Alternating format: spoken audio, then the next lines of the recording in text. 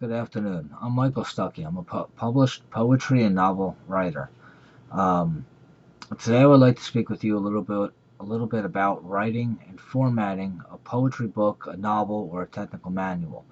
Please bear with me. I'm not too good at the spoken word, and I have wrote everything down. There's a lot of information. I don't want to miss anything. First, you will need a cover page. This cover page consists of a title, your subtitle, followed by the author's name and then a foreword. A foreword is positioned on the right hand side and it consists of a pitch for the book by someone other than the author. Try to get an expert in your field to contribute to the foreword. Um, it is very prestigious when someone of recognizable name or acknowledgeable title has a foreword in your book. I would recommend it to anybody. Then you would have your testimonial page, which is your second page. Testimonials are professional editors and book reviewer comments and statements. Then you have your title page on the right hand side.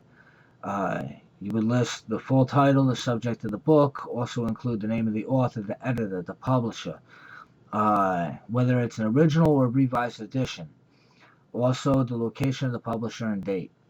Then you would have your copyright. This goes on the reverse side of your title page, the back of it. Um, let's see. It is the most crucial part of your book, so no one can steal your work. Proofread it over and over, at least 10, maybe 15 times, to make sure you've got everything in there that needs to be in there. Here's in the copyright notice. You'll be print to show the history of print, the number of printings and revisions.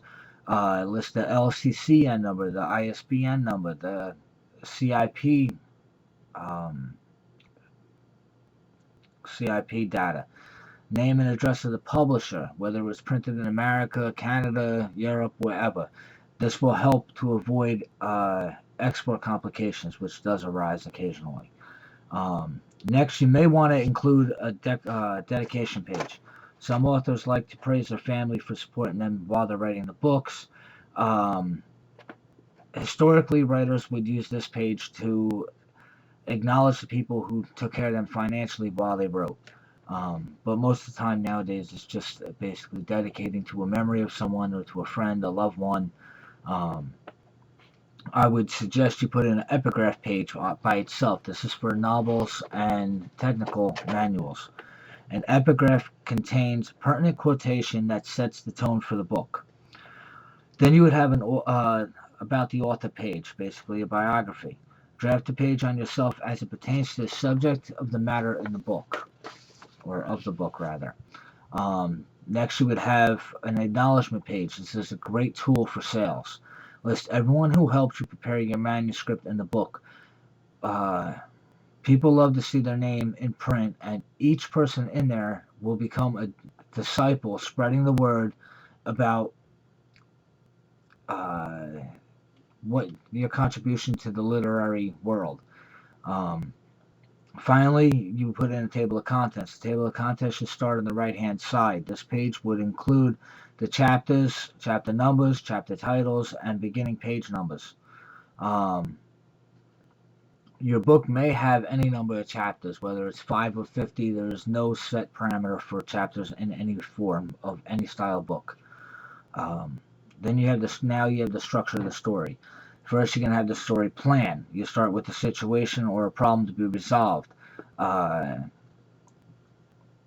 you present the problems that can occur: misunderstandings, mistaken identities, lost opportunities, cast stones. Have some fun with it. Final step of story plan is to show how you can resolve the problem. Love triumphs, good conquers evil, united we stand, honesty is best policy, yada yada yada. Everyone knows this. Then you have your story theme. Every piece of writing must have a message or a thread of meaning running through it. And this theme is the skeleton or framework on which you hang your plot, the characters, settings, etc. As you write, make sure that every word is related to the theme. The time span for your story. An effective story covers a very short time span. It may be a single